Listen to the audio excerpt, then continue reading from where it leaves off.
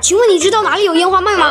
这孩子是不是傻？于是老爸带着我穿过危悚的高山、茂密的森林，这应该是到乡下了，遇到了传说中的叠叠鸭。哎呦我的妈！但是有只鸭子在骑鸭子，那鸭子成精了。之后我们来到了集市，哇，过年啦，这还真热闹啊！新年快乐，万事如意，觉得不错就来个长按点赞吧。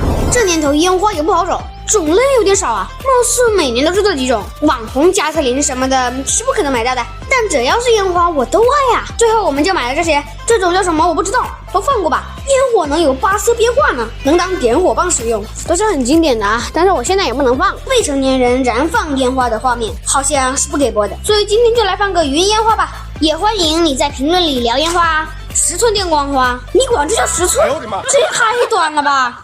好短了，好短了。那18寸能好点吗？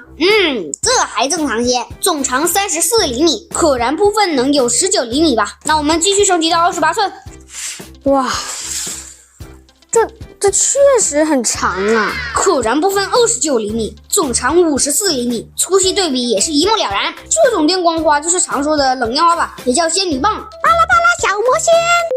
那么这两款呢，燃放效果应该都是类似的吧？这就是那种往上喷的喷泉烟花。现在的烟花都带2维码演示视频，那么这种满地珍珠应该就是喷的同时会掉落珠子的了。丢丢鱼就是小金鱼嘛，这个不用看了。彩菊也是经典中的经典了，一小盒通常都是8个，非常迷你，所以都是用来群攻。还是彩菊好玩呀，价格还便宜。